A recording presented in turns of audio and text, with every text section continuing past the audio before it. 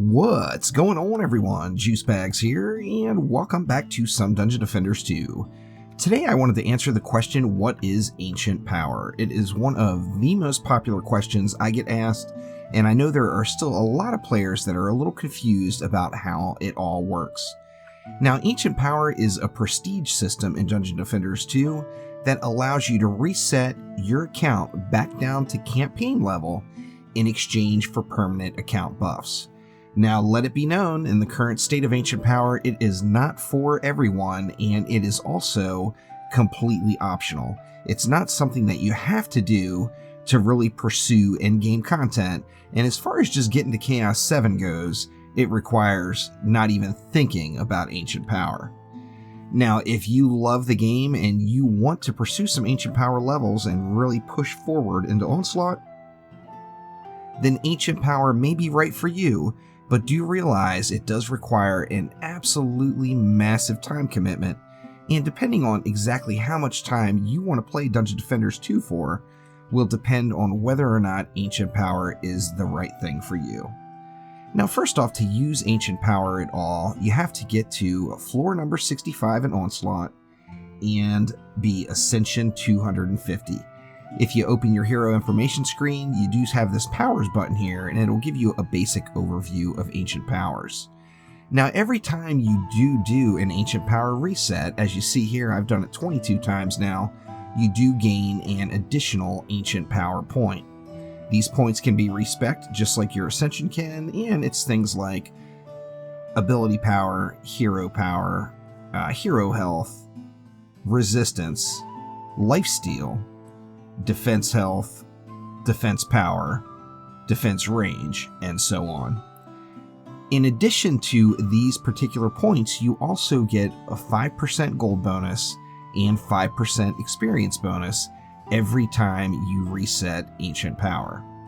Now, I've got a whole separate video kind of going over exactly when you should use ancient power for the first time, and it's very important that everyone knows not to rush it. Although it requires getting to floor 65 in Onslaught and being Ascension 250, that is not the best time to do it. You're going to maximize your overall effectiveness while using ancient power after doing at least one big Onslaught push. By pushing as far as you can in Onslaught, it will guarantee you more minimum Ascension level. Now, minimum Ascension level can be gained through your Ascension, your current Ascension level, and what floor you push past 65 in Onslaught. For your very first Ancient Power reset, you're going to get 3 minimum Ascension level for every 50 of your current Ascension level. And then you're going to get 3 minimum Ascension level for each floor you push past 65. Now, of course, the difference between pushing up one more floor and gaining 50 more levels in Ascension is pretty absurd of a difference, and that's why I say you always want to do one big Onslaught push and go as far as you can and get that minimum Ascension up as high as you can get it. Now, since you are awarded this minimum Ascension level, it allows you to help maximize your talent cap gains. Now, what your talent cap gains are, if you look at your Ascension itself, you'll see, like in this spot right here on these proton beams, you will have 140 possible points you can put in to this particular talent without using ancient power. Now, one of the big goals of ancient power is getting all of these to the maximum, which is 999. Of course, with 999 points in Ascension into a particular defense, it does give it, like in this case, a pretty significant boost in the power of those proton beams. With this being the end goal, you really want to start thinking about maximizing and getting to the ancient power caps as soon as possible. If you just go through and just do minimum resets at floor 65 and Ascension level 250, it will take you an absolutely absurd amount of ancient power resets to get to the Ascension caps. Now, as you see here, there's 50 total points possible to be spent. Now, with that in mind, it would be kind of a waste to go past Ancient Power 50. Now you will continue to get an increased gold bonus and an increased XP bonus, which is very, very nice. But it's best to design your journey so that you get as close to those ascension level caps as possible by the time you get to Ancient Power 50.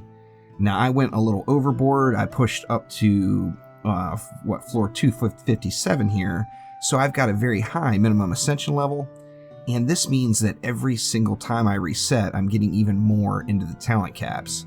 So I'm actually going to be at the 999 ascension caps by the time I get to about Ancient Power 39 to 40.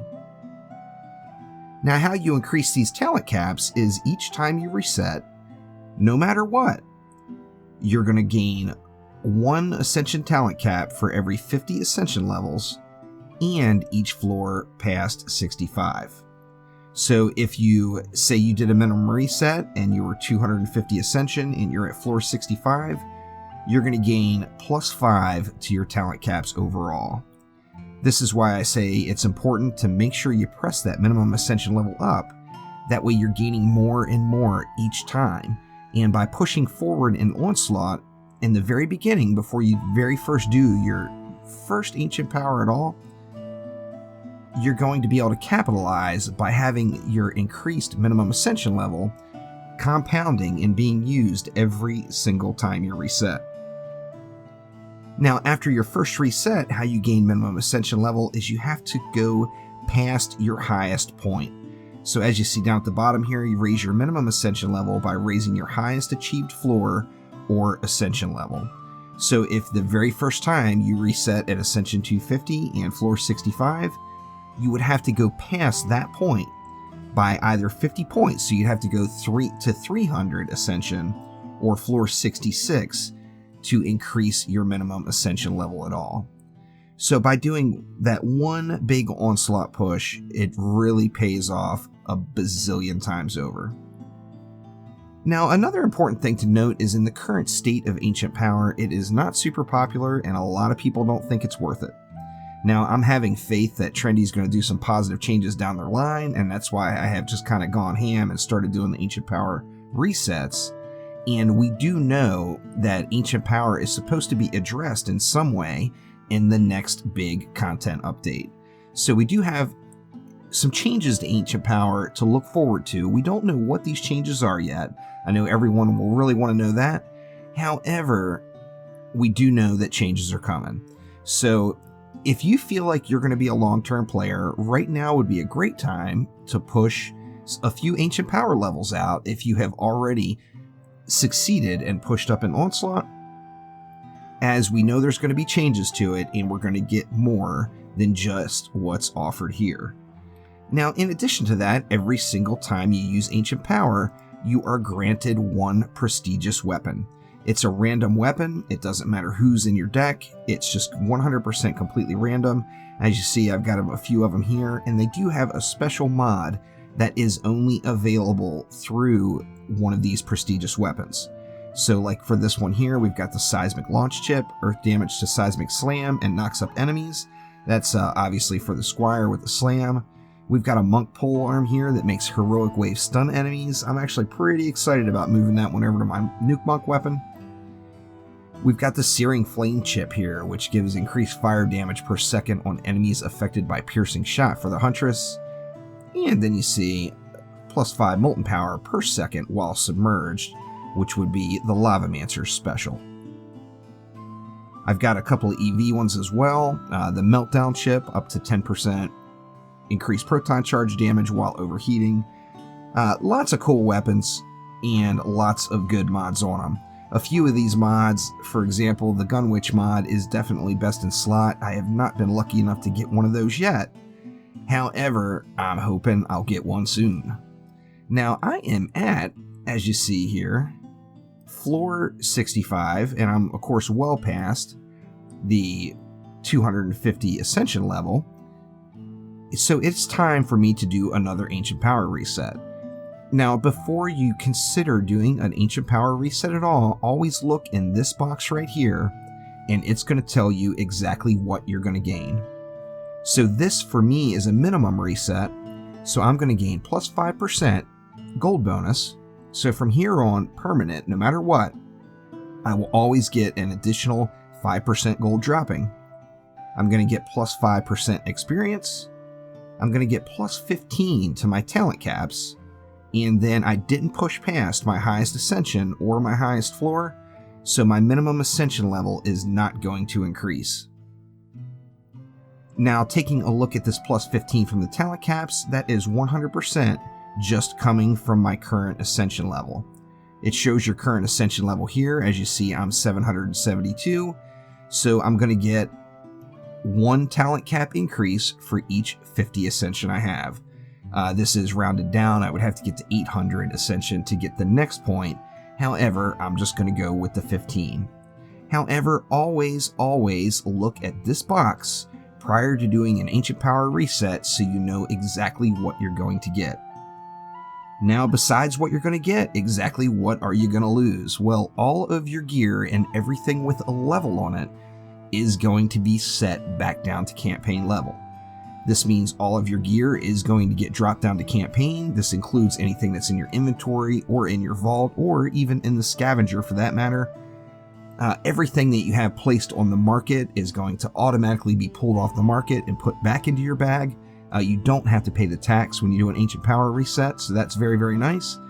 And another important thing to remember is this is the time to fix any mod issues you may have messed up, as when you do reset Ancient Power, it's going to reset the item that the mods are in back down to campaign level.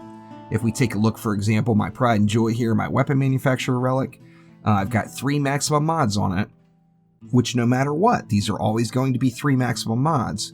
So all it's going to take is me upgrading this piece back up through the Chaos tiers, and it will be right back to where it is today. However, right after an Ancient Power reset, this is going back down to campaign level.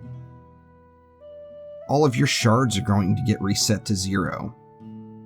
One big exception here is any gilded shards. Gilded shards are offered protection, so any gilded shards you use will remain untouched, and they will not be reset. Now, with your other shards, of course, this means you've got a little bit of a gold sink. You've got to go back through and upgrade them, and if you plan on doing multiple Ancient Power resets, you really do want to pick and choose. You can spend an enormous amount of gold re-upgrading all these shards, so make sure, since you're going to reset again, don't upgrade anything you don't need. In addition to that, I personally am not using any hyper shards during my Ancient Power resets. Now, it would be pretty awesome if hyper shards didn't get reset when you used AP. However, they do, and they cost a fortune to upgrade. So since I'm ready to use Ancient Power, let's go ahead and head on out into town and talk to Mana Node and get my next Ancient Power level. Alright, now I was pretty stoked to get my little orange Ancient Power icon. The icon, of course, right under my nameplate is your Ancient Power icon. And for Ancient Power 22, it is this orange little circle here. I was very fond of that. However, it's time for it to go away. So I'm going to come on over to Mana Node and talk to the little guy. Now it's going to light this box up at the bottom as a button. Once again, make sure you look at what you're going to get out of the deal, because remember, all of your gear, all of your shards, all of your pet levels are all going to be reset back down to campaign. Let's go ahead and use Ancient Power. Once again, it gives you another warning. It tells you what you're going to gain. Running through it again, it's the same as what's in the box. I'm going to go from Ancient Power 22 to 23, so I'll gain another Ancient Power point. My talent caps are going to go up by 15. My gold bonus is going to go up by 5%. My XP bonus is going to go up by 5%. And my minimum ascension level is going to remain unchanged. So let's go ahead and make it happen.